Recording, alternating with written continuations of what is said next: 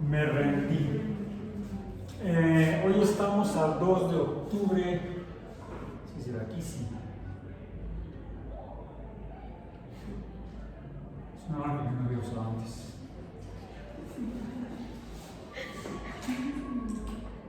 ...2 de octubre de 2023 en Biomatemáticas 1. Y sí, es demorado. Es demorado el momento de esta clase, empezamos tarde. Y es de color morado. Color violeta, digo yo. Yo no conozco el ultramorado, conozco el ultravioleta. Bien, eso sería cuestión de física.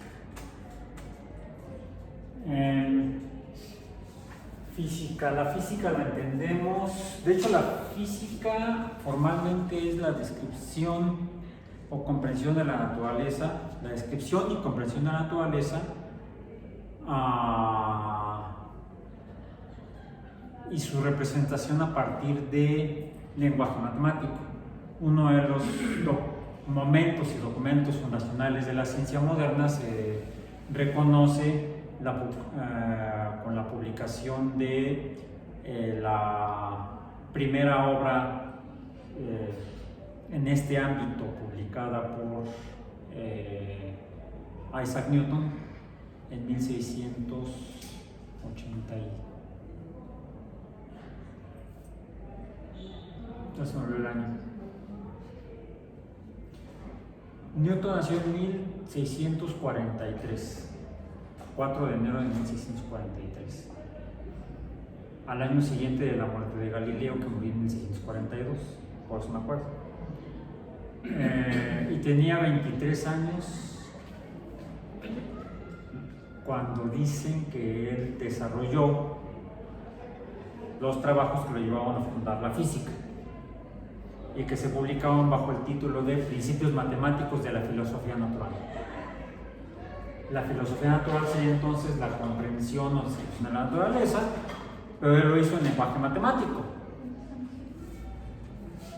Bueno, eso dice, cuando uno lee el texto y uno lee las 3 primeras leyes del movimiento descrito por Newton, las leyes de la mecánica, se dice, de la dinámica o de la mecánica newtoniana, están escritas en latín. Entonces, ¿por qué matemático? ¿Por qué dicen que es matemático? Aquí tengo la versión digital, también la tengo en papel, la conseguí hace poco, el otro día, sí, la conseguí en papel, los principios matemáticos de la filosofía natural de Isaac Newton. Los encontré en una librería, ahí en un rincón.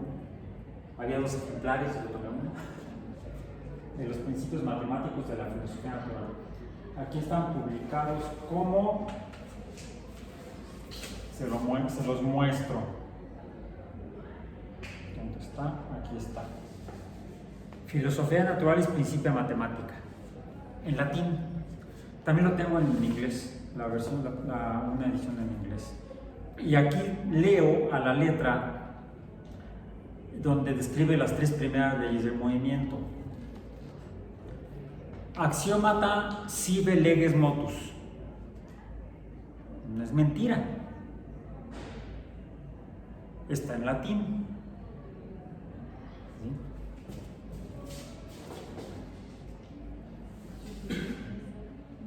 Está en latín. Axiomata sive leges motus, filosofía naturalis principia mathematica. Lex prima, corpus omne perseverare in status suo quesendi vel movendi uniformiter indirectum, nisi quintenus aviribus impresis cogitur statum illum mutare. Clarísimo. Me parece que está en latín. Continúa, projectilia perseveran in motivus suis nisi quantenus a resistencia aeris retardantur et bigravitatis impelluntur dersum.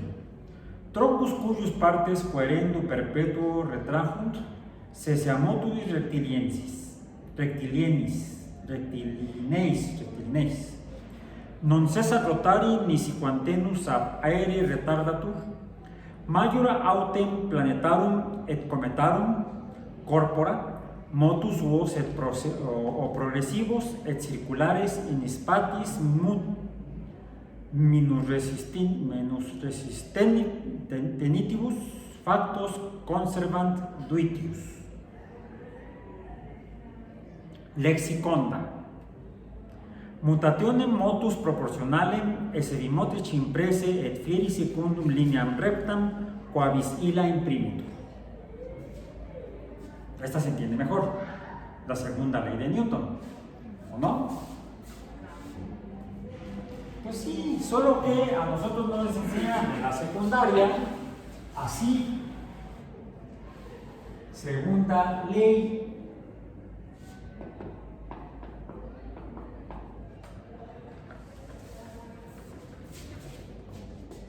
Mutationem motus, el cambio de movimiento, proporcionale esse dimotrici imprese fieri secundum lineam rectam quavis illa imprimitur. O sea, todo cuerpo cambia su velocidad o movimiento, aceleración, se acelera, se desacelera, dependiendo de la fuerza que se le imprime. La fuerza es igual al producto de la masa por la aceleración. ¿Sí? Por la masa, por el cambio en la velocidad o aceleración de la masa es proporcional a la fuerza aplicada sobre él. En lugar de escribirse rollote, mutativo del modo proporcional de lo escribimos con 4 símbolos. Esto es el lenguaje matemático.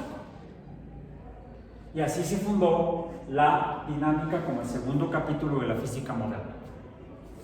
El primer capítulo lo desarrolló y lo escribió en italiano, no en latín, Galileo Galilei en 1632. Todavía no nació Newton. ¿Sí? Cuando Galileo desarrolla las leyes descubre y desarrolla las leyes de la cinemática, las leyes de cómo se mueven las cosas.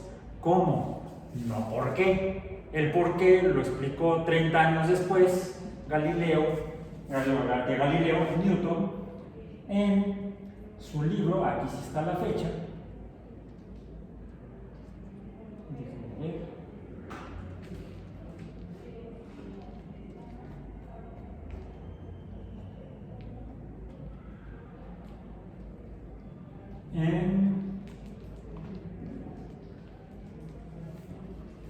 Aquí sí dice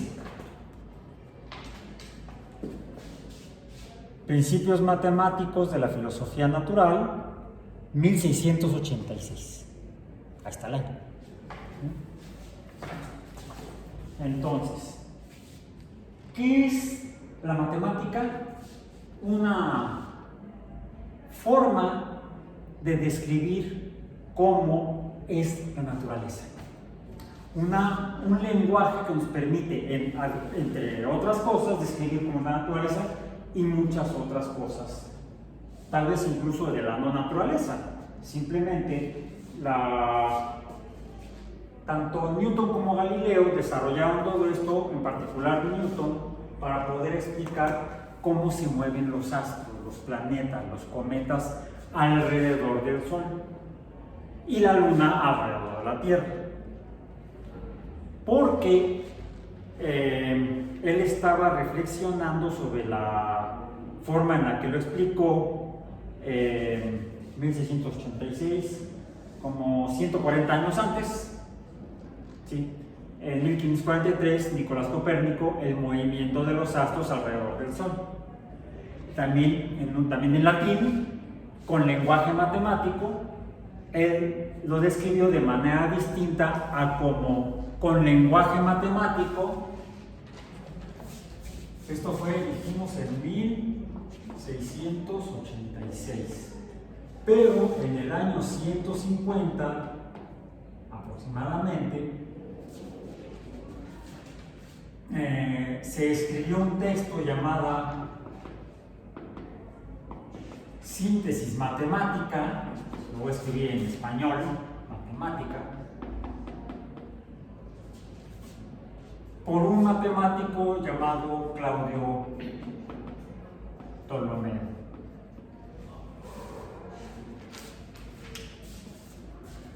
1700 años antes que, no 1700, no, 1500 años antes que Newton, 1400 años antes que Galileo.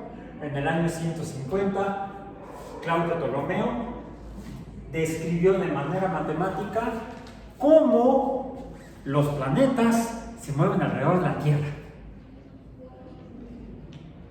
Sí, y el Sol también, y las estrellas.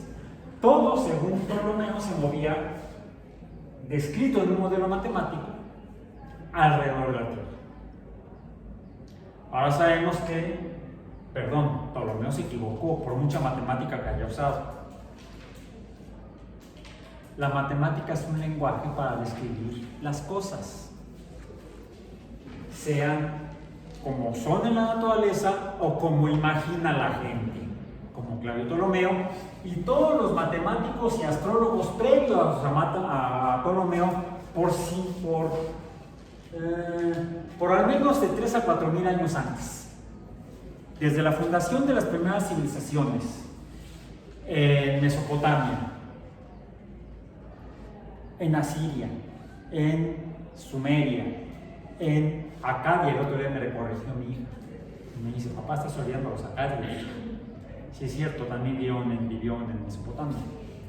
Hace entre 4 y 5 mil años, todos describieron mediante el lenguaje matemático cómo los astros se movían alrededor de la Tierra. Por 3000 años la humanidad vivió en el autoengaño. Bueno, ni siquiera autoengaño, en el engaño, bueno, sí, por cómo percibimos las cosas. Vemos que el sol sale, sube y se mete. ¿A dónde se metió? ¿De dónde salió? No. Apareció ante nuestra vista y desaparecía de nuestra vista. ¿Por dónde y cómo vivimos? Nuestros sentidos nos pueden engañar. Y es por eso que, aún en cuanto a la matemática, debemos tener mucho cuidado cómo la interpretamos y cómo la usamos. Porque podemos describir mundos fantásticos, es más, tan fantásticos como Avatar o Toy Story. Sí, eso existe. No puedes volar, eres un juguete. Los juguetes no vuelan por sí solos, ¿no? Hay que lanzarlos, porque los cohetes explotan. Esa es fantasía, y esa fantasía está creada mediante modelos matemáticos. Los dibujos 3D se hacen con base en álgebra lineal, una herramienta matemática, para poder describir y plasmar objetos tridimensionales a partir de polígonos. Entonces, debemos entender claramente lo que es la matemática, una herramienta para organizar el pensamiento y expresar lo que pensamos, sea real o sea fantástico. ¿Eso por qué lo digo? Porque fantásticamente ya estamos llegando al final del curso, ya terminamos la unidad de límites, de funciones, y hoy formalmente estamos comenzando la semana 9 del trimestre 23P. Entonces démonos prisa con la P y vamos a abordar una nueva temática que tiene que ver con, vamos a tomar un tanto lo primero que vimos en el curso. ¿Qué fue lo primero que vimos en el curso? El curso de Biomatemáticas 1 comienza revisando los conceptos de números. ¿Y qué son los números o qué es un número? Son representaciones, finalmente símbolos. Son símbolos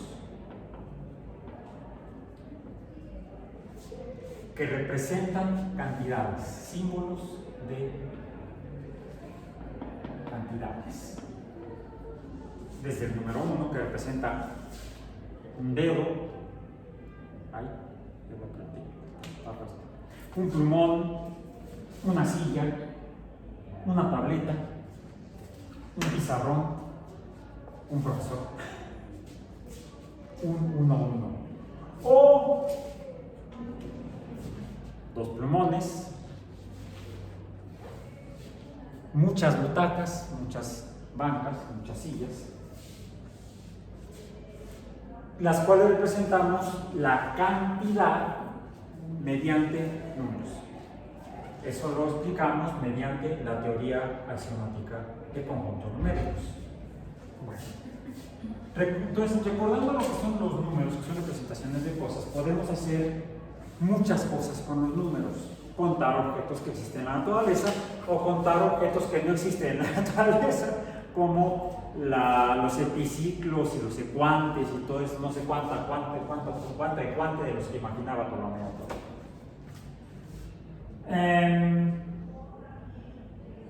Incluso hicimos ejercicios organizando números, agrupando números en conjuntos de números, encontrando que había números que tienen propiedades similares, algunos entre sí y otros distintos de los primeros.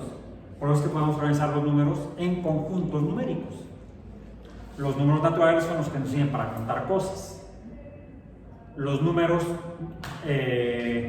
racionales son aquellos, los números enteros representan cosas completas y los números racionales son proporciones de números enteros.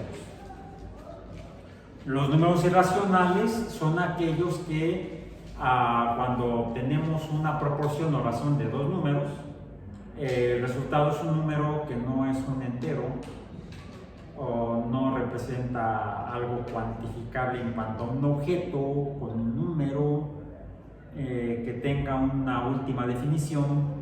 Esos números raros como pi, como e, como phi, por ahí hay otro, le llaman phi, que son los números irracionales.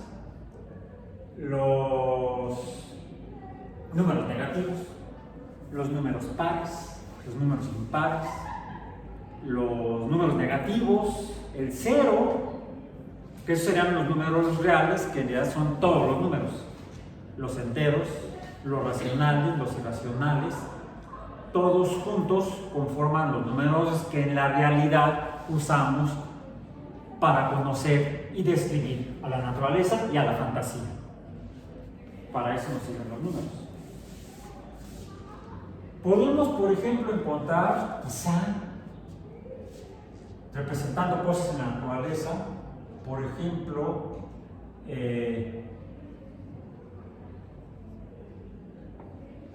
revisando los números naturales, que son los que usamos para contar.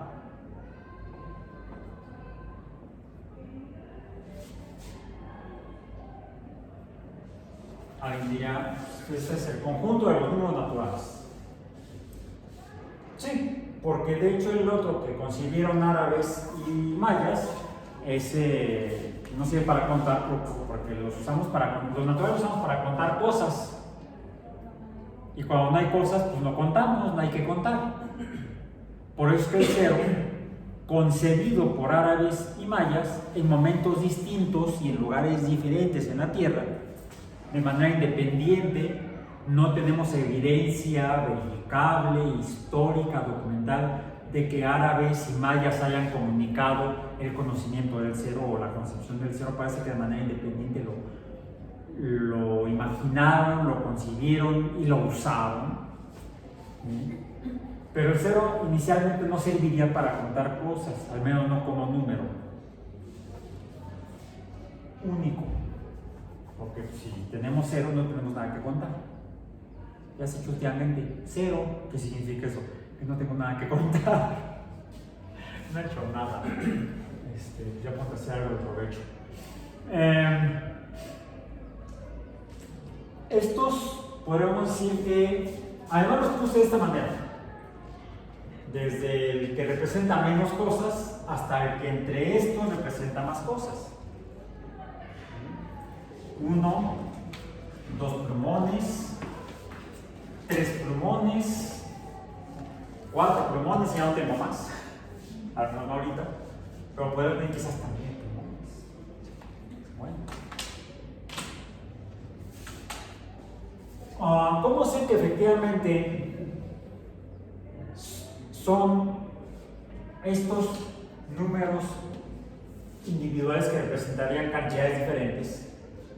O que no, y que no es un número que representa muchas más cosas. ¿Como cuántas? 123.456.789 cosas. ¿O no? Escritos de esa manera, pueden representar cosas diferentes, cantidades diferentes. ¿Qué tendría que hacer yo para que el mensaje fuera claro? Sí, efectivamente la matemática es una forma de describir las cosas y quiero describirlo de manera clara, que no dé lugar a interpretaciones distintas de lo que yo quiero decir. Que el mensaje que yo quiero dar se reciba como yo lo estoy dando y no sea modificado por quien lo recibe. Que el significante sea lo que está enviándose y no sea ese significante transformado por el intérprete. ¿Qué tendría yo que hacer? ¿Qué me recomiendan?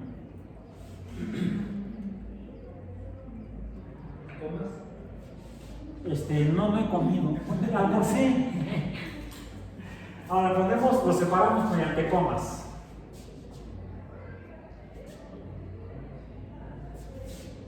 A ver, si yo lo hiciera así, estando en América,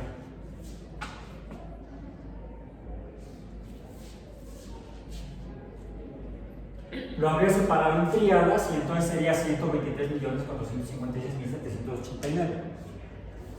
Digo en América porque en Europa, donde son más estrictos y se apegan más a las regulaciones del Sistema Internacional de Pesas y Medidas, esa cantidad se representaría no mediante comas separando tríadas, sino mediante puntos separando tríadas. Si están en Europa lo van a ver así, el 123.456.789. Porque la coma la usan para separar los números enteros de los números fraccionarios. Le llaman la coma decimal. Entonces, ¿podría ser a base de un millón? Podría interpretarse como que estamos restando. Pues sí. No hay problema. Si estamos en Europa lo hacemos así. Si estamos en América lo hacemos así, nada más lo aclaramos, estamos en América, y entonces sería el 123.456.789, porque además, aún en Europa, van a decir, oye, pero es que pusiste 2 comas decimales. No, no. También alguien podría decir, bueno, pusiste 2 puntos decimales. No, escribe a la europea, el 123.456.789. Sea con 2 comas o con 2 puntos, estoy representando muchas cosas mediante este número muy grande. Pero si pongo más comas, no solo 2, entonces estoy separando números diferentes. Lo que tengo ahora es una fila de números. 1, 2, 3, 4, 5, 6, 7, 8, 9. Podría yo haber escrito 9, a mí me quedó así como muy... No es una G minúscula, es un 9. 8, 7, 6, 5, 4, 3, 2, 1. Muy a la europea. Ya está.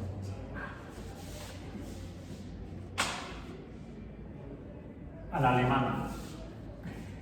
En Alemania se escriben en 1. Ok, bueno. Es otra fila de números.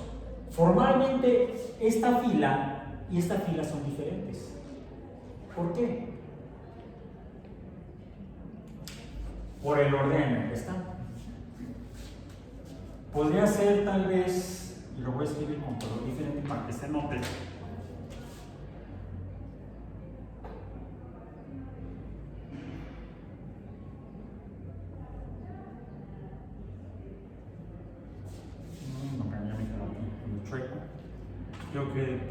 perdón, era aquí 7, ¿verdad? Luego 8, luego 5, 9, 3, ¿cuál me falta? 6. 6. Ahí está. Es más, me costó más trabajo. ¿Por qué? Si son los mismos números. Los mismos números de la primera y de la segunda fila. ¿Cuál es la diferencia?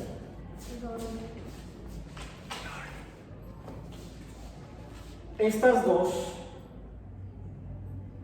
son filas ordenadas de números. Son dos filas ordenadas de, vamos a decir, de números naturales. Para no escribir tanto, aprovechemos la teoría de conjuntos. Los símbolos. Y esta, ¿qué es? Es una fila no ordenada de números naturales. No está el cero, entonces no estoy diciendo ninguna mentira. Son solamente números naturales. Y además son números enteros. No hay números racionales, no hay números irracionales. Bueno, estas dos son las que formalmente conocemos como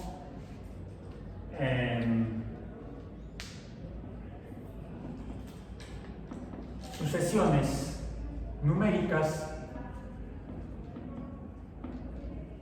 o de números. Una sucesión de números es simplemente una sucesión de números, es una fila de números, no importa si está ordenada o no ordenada. ¿Sí? Sin embargo, cuando lo que tenemos es una fila ordenada de números, esto tiene un nombre, esto sí tiene nombre, y se llama secuencia. Una secuencia numérica en particular. Esta no es una secuencia numérica porque, aunque son números, no están en un orden aparentemente. Esos 9 números. 1, 2, 4, 7. No se ve raro, ¿no? Por cierto, en estos dos, lo que voy a encontrar es que para obtener el segundo, bueno, antes, a estas secuencias numéricas que están formadas por filas de números ordenados, a cada número se le llama un término. ¿Sí? En esta lo que tenemos son 9 términos. Estas en particular estas dos secuencias numéricas tienen 9 términos.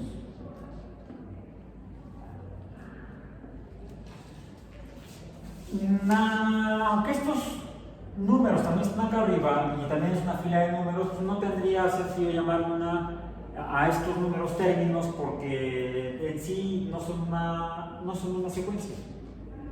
Nos referimos a los términos cuando se trata de secuencias. Y los términos los representamos, 9 términos, digamos A términos. Y le podemos hasta poner nombre. Esta sería la secuencia A igual a estos números y sea la secuencia B igual a estos términos numéricos. Y yo después puedo representar como A, el primero de la fila, coma, el segundo de la fila, sea A sub 1, A sub 2, coma, A sub 3, coma, puntos suspensivos. Hasta que llego al último, el A sub n.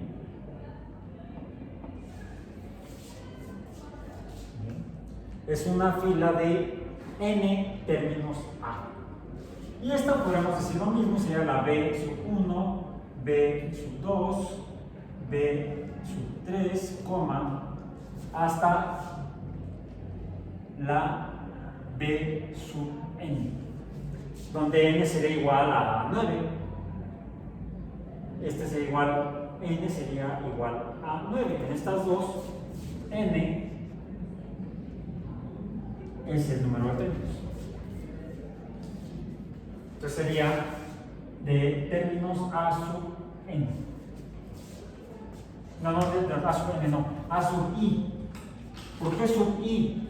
A este numerito de aquí abajo, el 1, 2, 3, 4, al subíndice, le llamamos índice.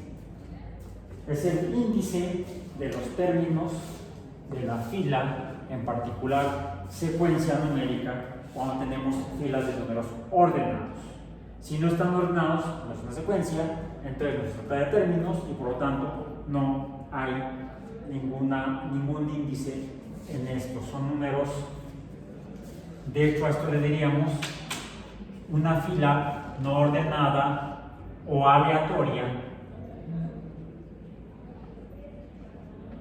de números reales. Por cierto, no echen el saco roto esto. Las filas no ordenadas de números o filas aleatorias de números, porque las filas de números aleatorias de números, normalmente llamadas filas de números aleatorios, suelen ser usadas, son usables para algunos modelos matemáticos, de hecho para algunos modelos y métodos de cuantificación matemática. Y entonces no son inútiles las filas no ordenadas de números o las filas aleatorias de números.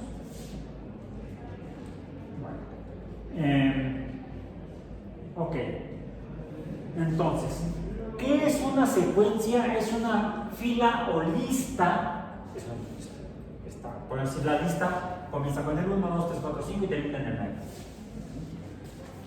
Podemos tener incluso esta lista de números. La voy a poner acá con este color. Es el mismo el azul que estoy usando.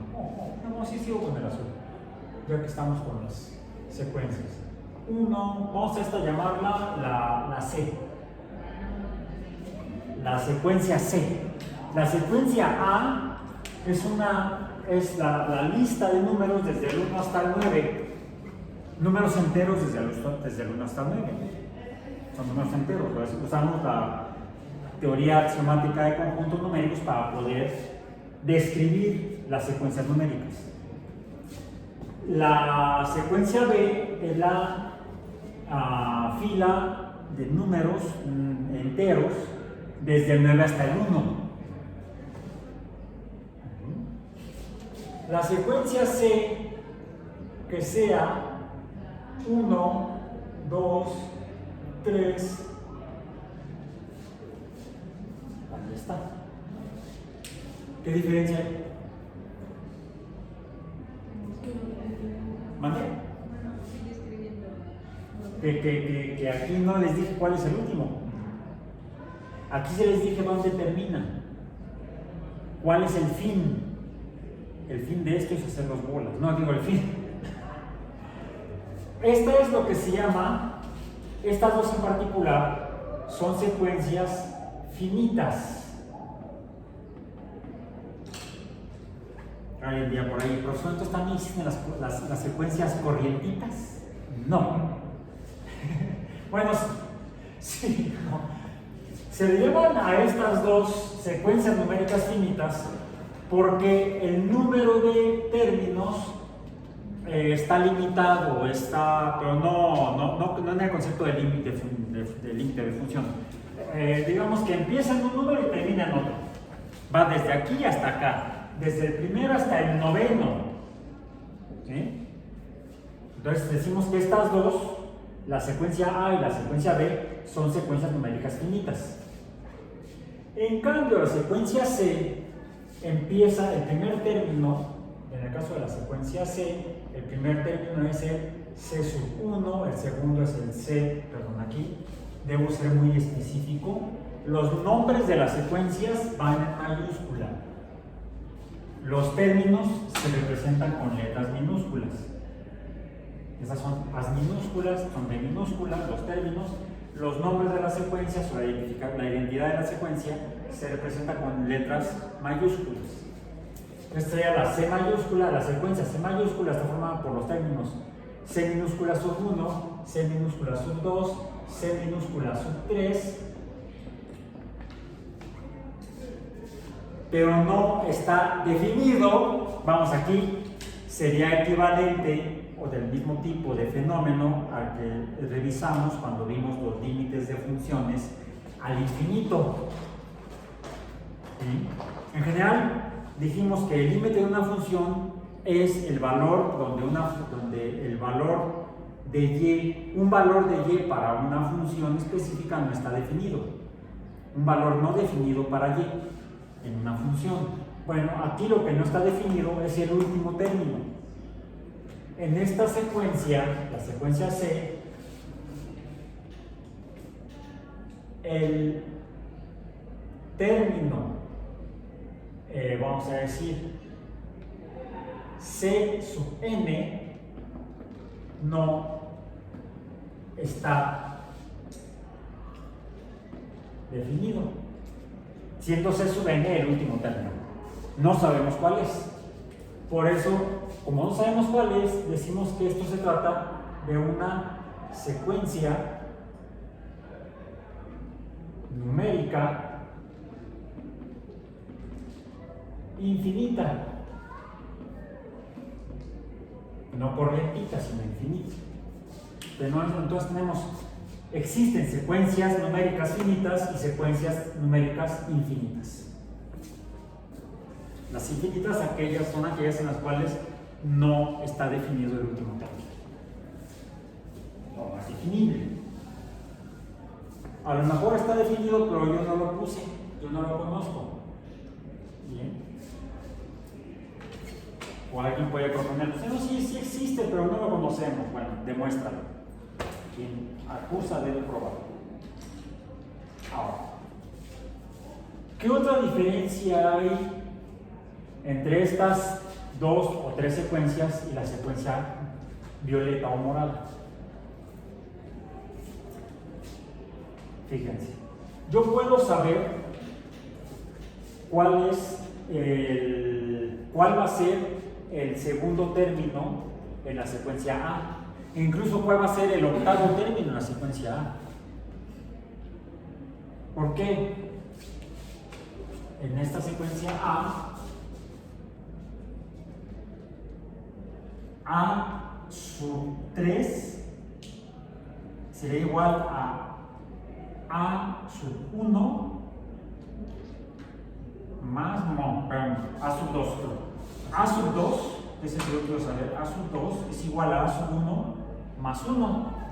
Esto es igual a sub 2.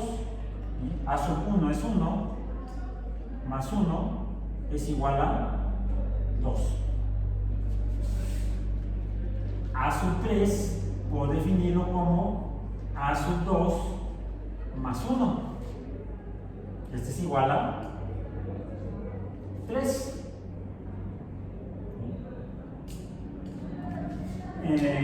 A sub 8 será igual a sub 7 más 1, que es igual a 8. A sub 7 es 7 más 1, 8. Yo puedo conocer al término que sigue o subsecuente de la secuencia, el que sigue, conociendo el precedente y sumándole 1. El precedente es el anterior, el subsecuente es el que está adelante. Entonces, si yo al precedente le sumo al precedente, no al presidente, ese es otro, al anterior o precedente le sumo 1 y obtengo el subsecuente. Y fíjense, siempre le estoy sumando el mismo número, 1. Voy a poner aquí otro ejemplo de secuencia. Vamos a llamar esta la secuencia D. D que sea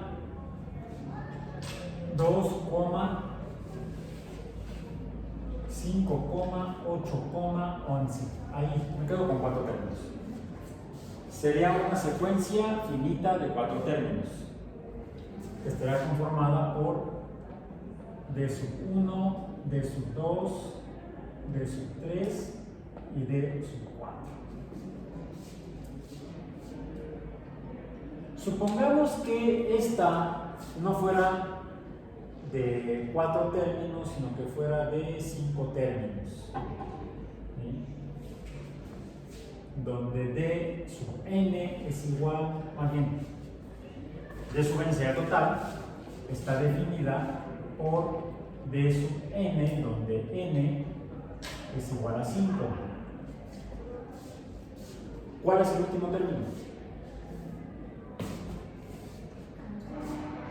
Que sería el quinto. ¿Cuál es D sub 5?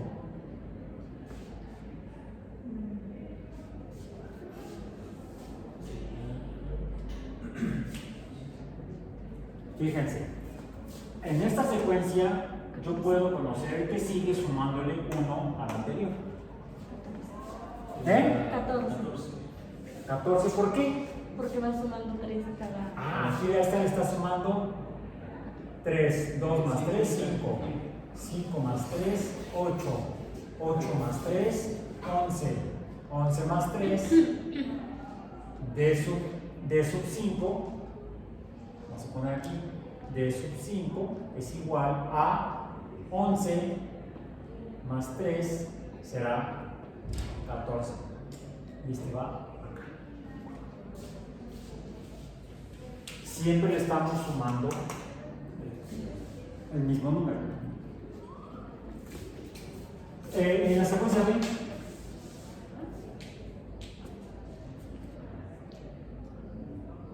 puedo conocer cuál es el 1, 2, 3, 4, 5, el sexto término a partir del quinto término.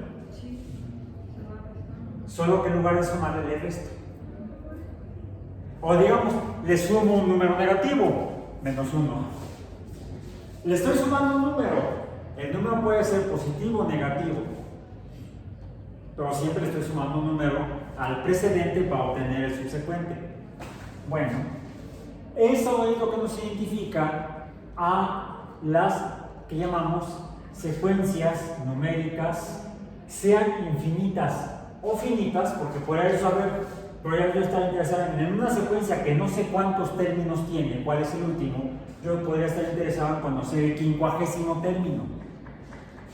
Bueno, si conozco cuál es este número que le sumo al precedente, puedo tal vez conocer el subsecuente incluso en posiciones mucho más adelante. Esto es lo que me caracteriza a lo que llamamos secuencias numéricas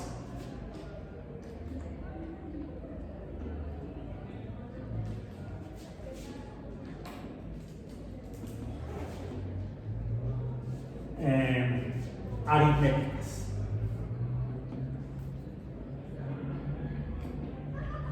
Porque los términos están definidos con base en una operación aritmética de adición de un número constante.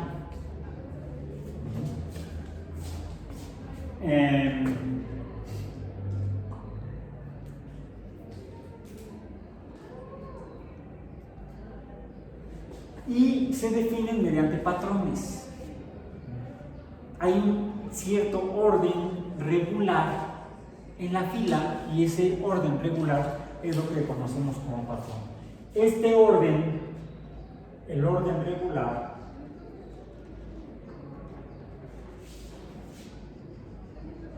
el orden de la fila, digamos, es un patrón que podríamos entender como una especie de función que se define mediante el índice y la operación aritmética. En esta en particular, el patrón para D es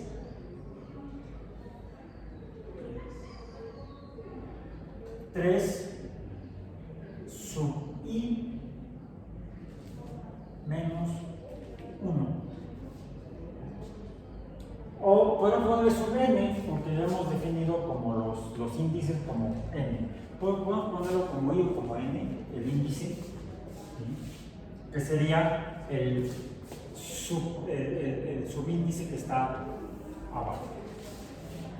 Dijimos acá sub n, 3n menos 1. Vamos a ver, ¿por qué 3n menos 1? Este sería 1 por 3, 1 por 3, vamos a poner al revés, 3 por 1, 3 por n es igual a 1 menos 1. ¿Y esto cuánto nos da? Esto sería para d sub i. ¿Ok? No, d sub i, d sub 1, perdón. D sub 1 sería 3 por 1 menos 1. 3 por 1, 3. Menos 1, 2. Palomita. D sub 2 sería 2 por 1 menos 1. Bueno, no, 2 por 1, no, 2 por 2. Déjame ver. A ver, no, ¿cuál es el 3 por 2? Espérame, está aquí me equivoqué. Ah, no, 3 es el coeficiente. 3, no sé. 3, sí. 3, este es el número 3. 3 por 2, 6 menos 1, 5. De su, ¿qué decimos? De su 3 sería 3. No 3, mentira. Ah, sí, 3. 3 por 3 menos 1. 3 por 3, 9 menos 1, 8. De su 4 será entonces 3 por 4 menos 1. 3 por 4, 12 menos 1, 11. Y nos da también para el quinto término que le agregamos, que sería d sub 5, sería igual a 3 por 5 menos 1 igual a 14.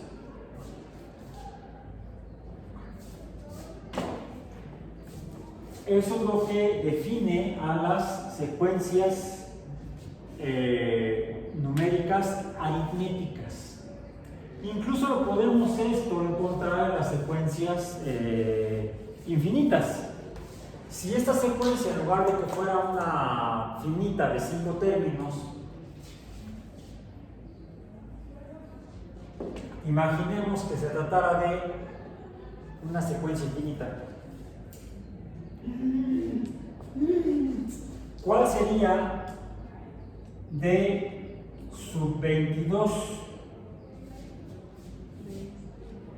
Pues sería 3 por 22 menos 1.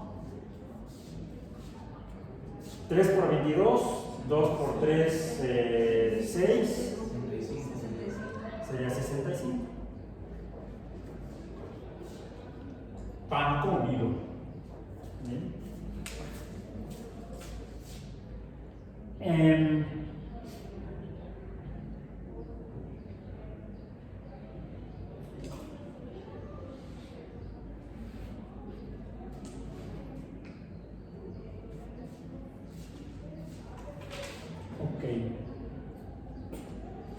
¿Qué sucede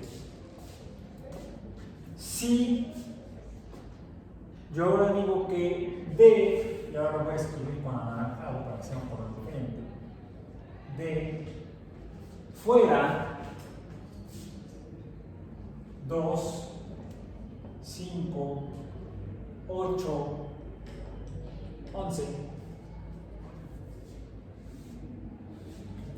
Entonces estaría en la misma fila. Sí, en una fila. Pero aquí está lo que tenemos hasta aquí son solamente filas de números, filas ordenadas de números, filas desordenadas de números, filas de ordenadas de números, donde a este número 3 dijimos que le llamamos, este número 3, que acá no es 3, sino que es 1, a esto le llamamos, a este número 3 le llamamos coeficiente. Y es lo que nos define a las secuencias numéricas aritméticas, que son definibles por el coeficiente del patrón. El coeficiente del patrón son lo que llamamos secuencias. Son filas, solamente filas. Podemos conocer a los términos o miembros de las filas, pero son números independientes entre sí. Solamente su única relación es que están formando una fila, todos esos números, dentro de una secuencia. Pero el 1 es 1, el 3 es 3, el 6 es 6, el 6 es 6, el 666 es el número de la bestia.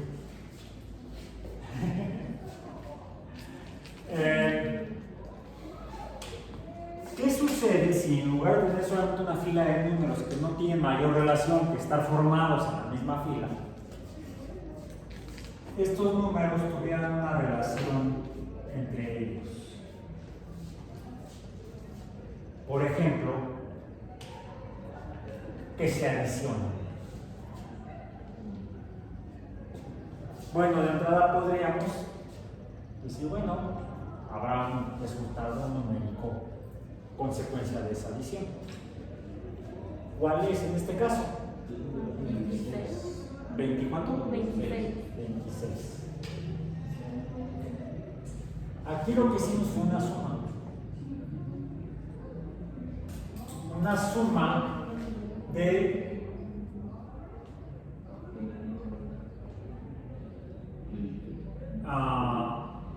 una fila de números.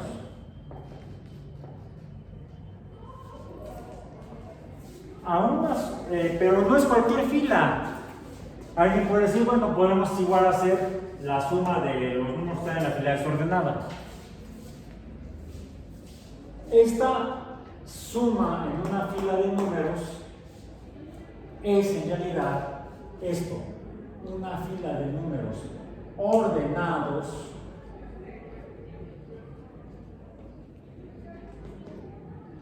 Si fuera solamente una fila de números ordenados sería una secuencia. Pero si hay una relación matemática entre ellos, están interactuando, se están sumando, entonces ya no es una secuencia, aunque sea una fila de números ordenados. Una fila de números ordenados que tiene una relación matemática, como puede ser una adición, por ejemplo, es lo que llamamos una serie. Una serie numérica. Entonces, una serie numérica implica una suma de los términos en la fila.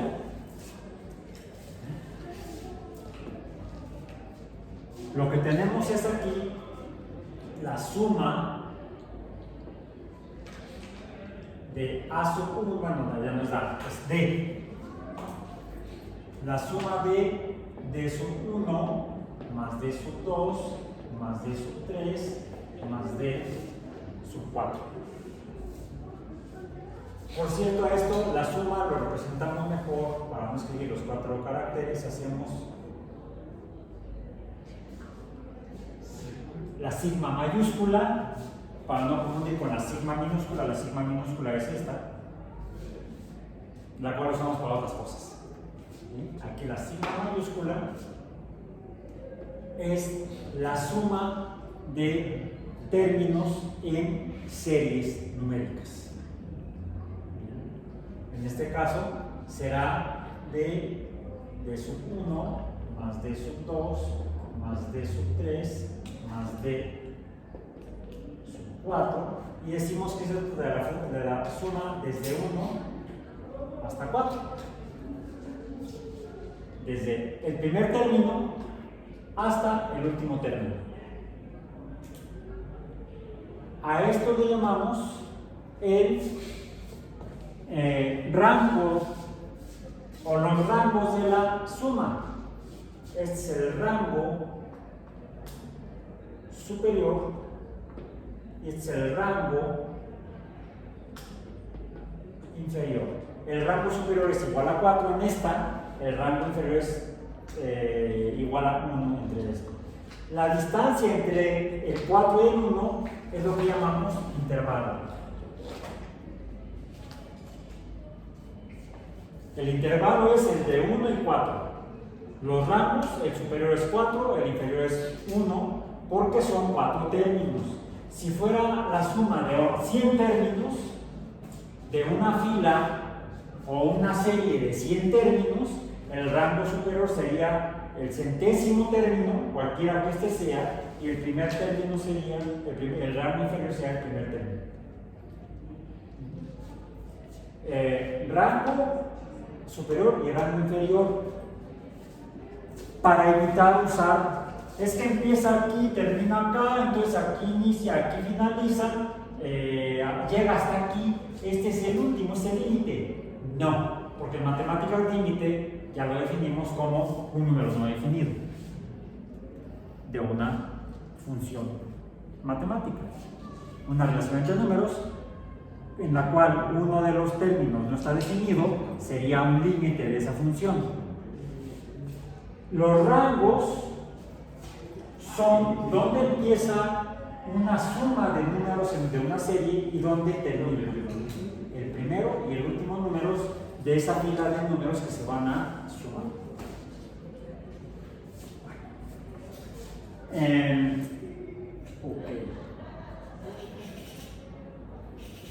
Y curiosamente,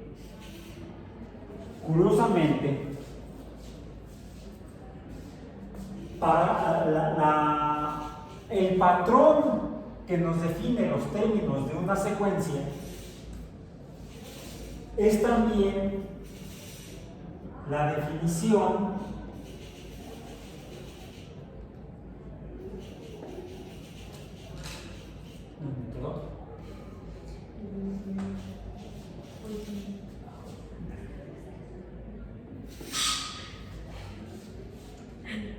bueno, o sea, desde I hasta N.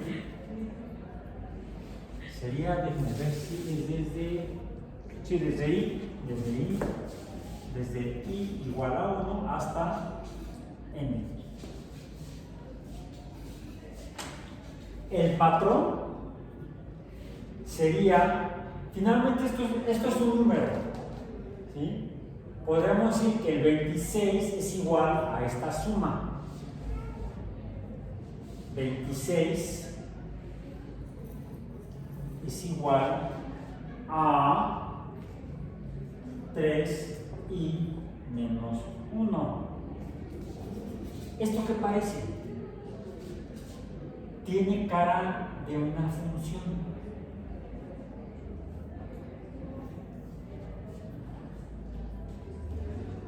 ¿Qué depende del patrón o coeficiente? ¿Se acuerdan de la pendiente de ella? ¿Okay? El coeficiente o patrón o coeficiente de proporcionalidad, ¿sí?, que multiplica la variable, que sería el número de términos que nos debe dar igual a 26 para el último término. Solo que esto sería la suma para el último término, no para cualquier valor. Por eso es que esto estrictamente no es una función. Se parece a una función y por así se define mediante una función o mediante una ecuación o fórmula, que es la fórmula de la sumatoria. Aquí podríamos decir entonces que la sumatoria desde e igual a 1 hasta 4 para este patrón será igual a esto. Y a esto le llamamos sumatoria. Entonces la sumatoria es la suma de los números de una serie numérica mediante un patrón, un patrón que define a la naturaleza de la fila o serie numérica en cuestión. Y esto fue, esta sigma de aquí, esta no vive aquí, y esto fue la primera parte o introducción a nuestro tema final del curso, que es el de sucesiones. Que hay dos tipos de sucesiones numéricas o filas de números. Aquellas filas de números ordenados que se definen mediante algún patrón definido por un coeficiente, dependiente de un coeficiente, y las series, que son las sumatorias de los números que podrían a su vez formar parte de una secuencia. Entonces hay dos tipos de sucesiones: secuencias y series. Hay dos tipos de sucesiones numéricas: las secuencias numéricas y las series numéricas.